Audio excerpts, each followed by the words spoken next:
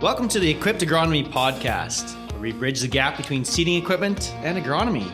This is presented to you by Bargo Industries, located here in St. Bruce, Saskatchewan, Canada. My name's Curtis DeGoyer, and we have with us over on the other side of the table, Mr. Jeff Strukoff. Good day, everyone.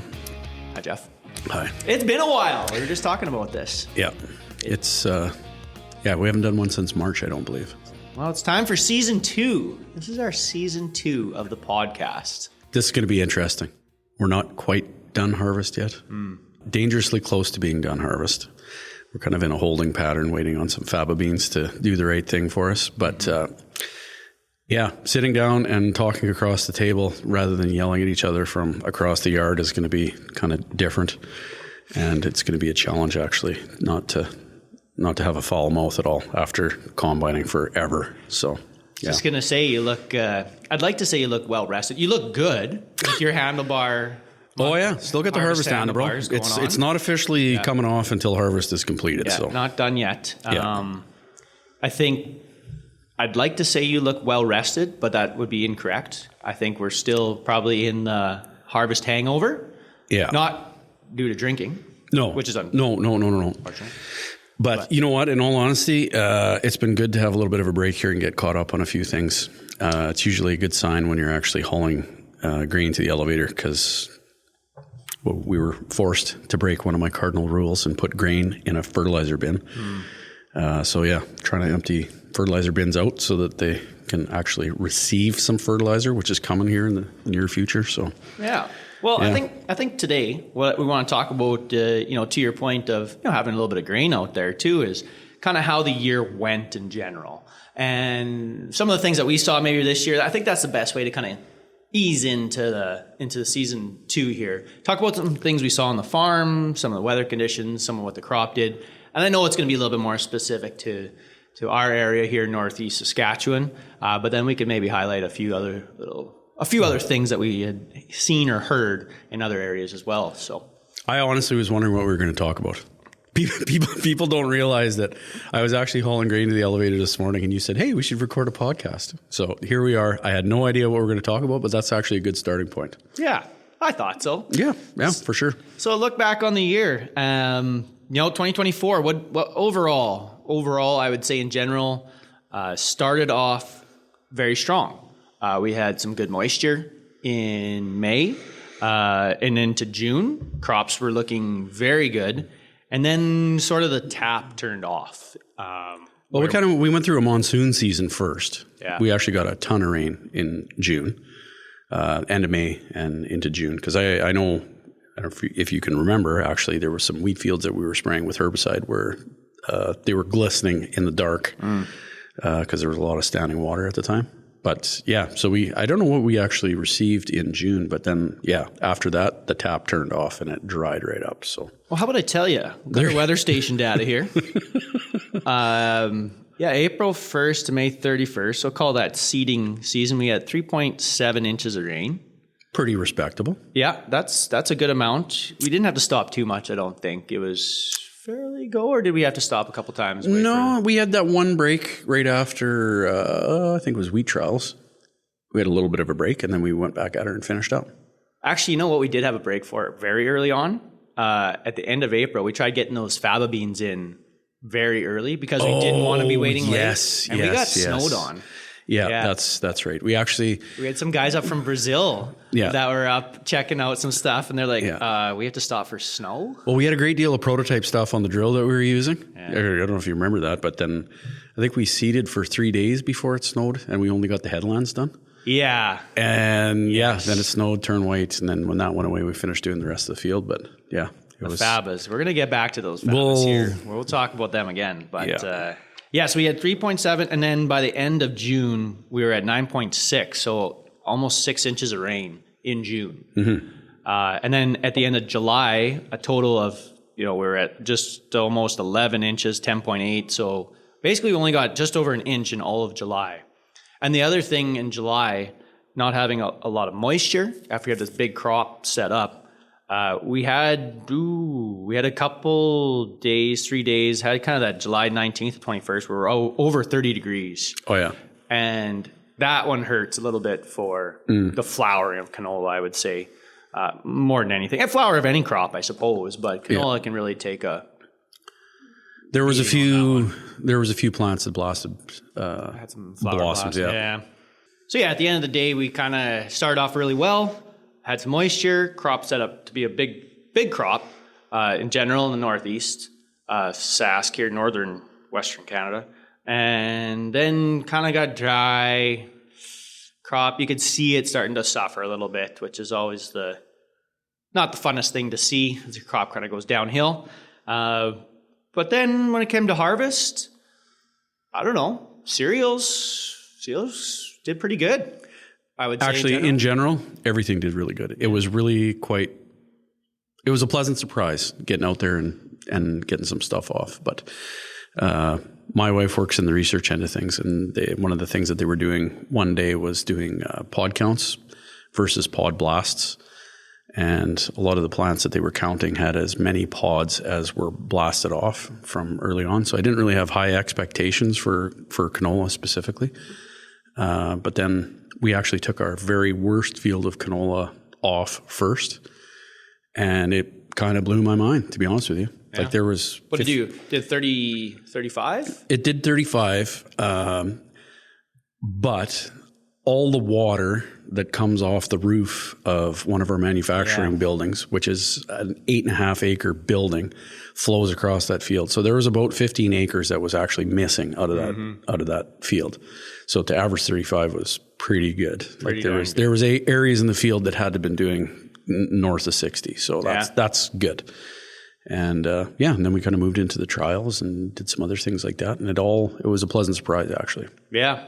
I think the canola looked a little suspect, but then did okay. Another big story I would say in the canola, and maybe in the cereals to a certain amount, disease though. Mm-hmm. There is definitely disease out there. Mm-hmm. The most prevalent being sclerotinia, which we haven't had a big sclerotinia year for a while. Well, this year there was significant infection. Like there was a noticeable difference between treated fields and non-treated fields. Yeah. So it was a pretty easy decision at the time when things were in flower. You'd walk out there at 3 p.m, your pants would be wet. So it's kind of like, okay, well maybe it's worthwhile actually doing something. Maybe it hadn't rained for a while, but it was definitely humid and warm and the conditions were kind of right. Yeah. So I'm glad we did what we did and actually put a fungicide on. I think absolutely. But we always do a fungicide really on our canola. Does it pay every year? No, but I don't think it does. Maybe it does. I think, or at least covers its cost. And this is my opinionated opinion. I think it pays every year on a cereal. Yeah. Maybe it doesn't pay every year on canola, but what you gain on a year where you should put it on is more than offsets, what you spend on a year where you don't need it. So I agree completely. It might only get a couple percent or whatever on 1 year, but then if it goes like, let's say 20% infection, let's say this year, right? If that 20% infection, they usually use about 50% rule of thumb as far as yield loss, right? So even if you lost 10%, I mean, that can be significant if you're up into 50 bushel crop and, that's 5 bushels and, it's going to be quite amount that's going to add up. So overall over the years, it just kind of smooths you out, a little bit of insurance, I would say, on the canola. The wheat though, you're right. And cereals, man, oh man, does it ever, I think, pay. There was fusarium out there a little bit, but actually didn't hear too much of it. Yeah, I don't know. You just seem to always gain, quality characteristics, improve bushel weights, kernel plumpness, things like that. So it might not always translate into yield, but most of the time it does. Yeah. But you always get a better looking sample, it seems. That's important. Get that number one. Bugs. Do we have much for bugs? You sure? You know what? In our faba beans, we had the odd pea weevil. Yeah. There was the odd lygus bug. We didn't, other than some flea beetles we sprayed earlier on, we didn't really have any insects throughout the growing season. When are the Berthas going to come?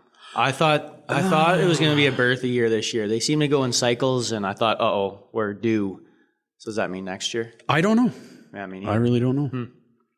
They were definitely nature's mystery. Yeah. Some other things we saw out there, lodging actually in cereals, in our wheat, which we're growing Starbuck. We've done lots of trials with regulators out there, and I think we've talked about that before, where we didn't find enough effect of plant growth regulators on that specific variety. And I really do think it is variety specific. The product works, those products work, but it seems that some varieties aren't as affected by them as much.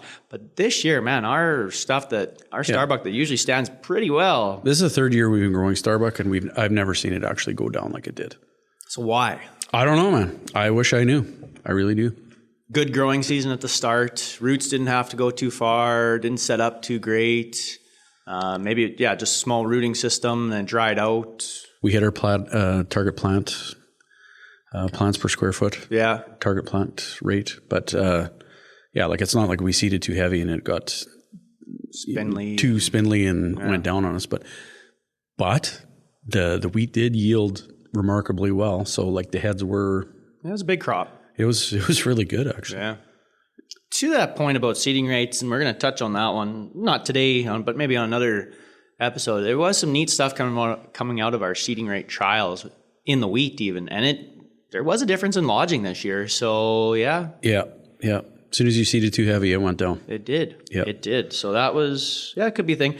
I think I heard some others talk about a Hessian fly. Do you know anything about Hessian flies? I do not, but I do know that we didn't have those. We didn't have them, yeah. There's some talk about that maybe causing some lodging, perhaps, and then maybe some disease. But yeah, it definitely showed up for us, though. So yeah, I guess good growing season to start, big crop, went to lodging a little bit there. So I know that was one thing that definitely came up. Yield-wise, though, yeah, like you said, it's been good so far. We'll see what these fabas do. Our fall rye, we did grow fall rye. Remember that? It seems like a while ago now that we took that off. But we started combining on the 18th of August, and we're still combining. Well, yeah, it's not the rye, but a different crop. Lanta, this is going on forever. Yeah. But the fall rye that was something else. I love that crop. It's awesome. We talk about other cereals being tall. That stuff was tall. We actually had to call in some reinforcements and phone some neighbors that run a feedlot to come and bale all our straw because there was that much straw. It was too much to manage. So we tried. Yeah, no, we did. We're still dealing with that. A few little strips we tried. Yeah, there's a mess that we still have to clean up. But it went 100 plus. And then it went, what did they say? They're getting 5 bales an acre? 6 bales an acre. 6 bales an acre. Yeah. The semis are just rolling by with bales. Yeah. That was long, stringy stuff. Holy. So that is a lot. We had to drop it. The nice thing about it, though, and I know we talked about fall rye before in a previous episode, but typical, what we had talked about before, what a fantastic crop to get everything out into the field early. We started on the 18th of August, and I think after 3 days, we had only combined 12 acres. 2 plugs, though. Massive. Massive plugs, broke everything. Like we broke some stuff. Tractors, combines, trucks, everything. It all broke. We got everything all fixed. And then when we really had to give her, everything was ready to go. So it's kind of, it worked out perfect. Yeah. Just the way that it's supposed to. Got stuff ready to rock and roll. Yeah, but it did yield very, very well. Yeah. Yeah, we're happy with that. Unfortunately, it tied up a lot of bin space. Yeah. Yeah. Well, I guess that's a problem. Good problem. It's a good problem. Yeah. So when are we going to talk about faba beans? Well, how about right now? Oh, yeah, man, they had a tough go. The poor things, even like right off the start. So yeah, okay, so it snowed on them, which isn't uncommon, I don't think. But it was, I guess, to that point, it was a cool, wet spring. Correct. And I think that maybe didn't. Well, okay, what did we do? We had 350 acres. Fabas, and I would say what leaf or what stage were they at when we started to notice like, hey, something's kind of funky with these things? It was post spraying. Okay. And because the headlands were seeded 8 days ahead of the rest of the field, the headlands were a little bit ahead. So the headlands are at about the 6-leaf stage, and the rest of the field was probably in that 4-leaf stage. Right. So there's a little bit of multi-stage going on, but they all got sprayed at the same time. Yeah. There was absolutely no effect from the herbicide on the crop. So there was no yellow flash that went through the field like you can sometimes expect. They just kept on growing, and they started elongating, and it was about, I would say, 10 nodes just prior to flowering. That's when you could actually start to see there was something. It was lighter green color showing up. It's like, is it nodules? Did the inoculant bridge in the tank? But no, like we isolated everything all out. We put up the drone. I was looking for any kind of pattern, the way the drill went, the way the sprayer went, the way that we combined last year, hilltops, low spots. It was just random kind of areas that it seemed like they had nodules, some, but that they didn't. But it did actually, it did become more pronounced after we had a significant amount of rain. Yeah. The soil was completely saturated. It was, you'd pull the plants out and you could hear the suction from the roots kind of coming out of the soil. So they were hurting for air, and they were hurting in general. So, but that being said, a lot of the symptoms that we were observing were on the tops of hills, or it wasn't low spots alone. If it was a wet spot, well, the hills should have done better then. Well, better drained, a little sandier. So if there's any experienced faba bean growers out there that are listening to this podcast, please get a hold of us and kind of offer some spiritual counseling to us, because it was a new experience for us. So then what happened? They did sort of bounce back, though. They started to nodulate, I would say. But by then, a lot of the problems already came up where they weren't very competitive. We had weeds in there growing up, and we kind of come back 100%. We had areas that looked really good. And then we went out and we put some Wonder Whack on there, not to talk about specific products or anything like that, but fungicides. We did a fungicide, things. We did fertility, we did both together, and did multiple things just to see if we can get them to respond. And in all honesty, there was some responses. Some on the fungicide, I think it kind of bounced it back up. I think there's it was more so in the combination between the fungicide and fertilizer or fertility that made more of a difference. But nonetheless, it actually brought them back to life somewhat. Yeah. So they went from looking like not very good. Tilling them under. I wouldn't say they were. No, I wouldn't go that far. They just didn't look good. To all of a sudden they decided we're going to come back to life and start to flower again and everything else. So that kind of brings us to today. We've got faba beans out in the field that are taller than me, so more than 5 feet. I'm not saying I'm like a garden gnome or anything like that, but they're pretty tall, down to 18 inches to 2 feet off the ground.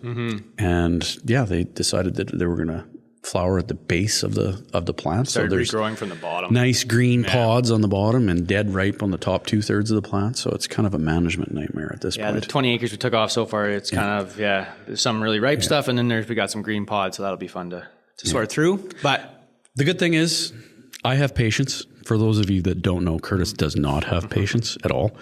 This is a very difficult time for Curtis. So we're making him sit on the sidelines and wait a few minutes. But I think both of us came to an agreement that next week we're just going to hammer them things through and take them off. So that's good.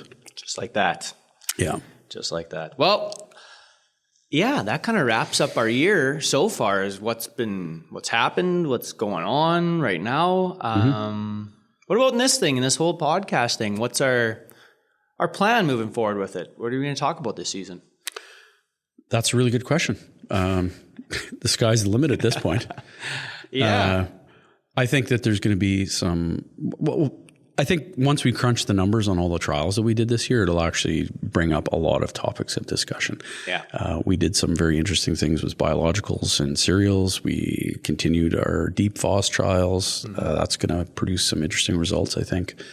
Some different nitrogen sources, placements. We got seeding rate stuff. The good thing with agronomy, there's an infinite amount of things that you can talk about. So that'll be the plan. We'll go through, like you said, we got all the trials off. Just have to go through crunch numbers, get the samples sent away for moisture and dockage, and then we'll get those back and we'll dive into each one of them and some of our experience, some of the numbers to back up what we're kind of seeing, and I think that's going to be the plan moving forward. We do have a few other equipment-related stuff too. I think we'll dive into some different opener topics and things. We'll continue to bridge the gap between agronomy and equipment. That's the plan for the year. So I think with that, we'll end it there for this episode. And hope everyone tunes in again as we start off this second season with a bang. And we'll go from there. Thanks a lot, Jeff. Looking forward to it. Alrighty.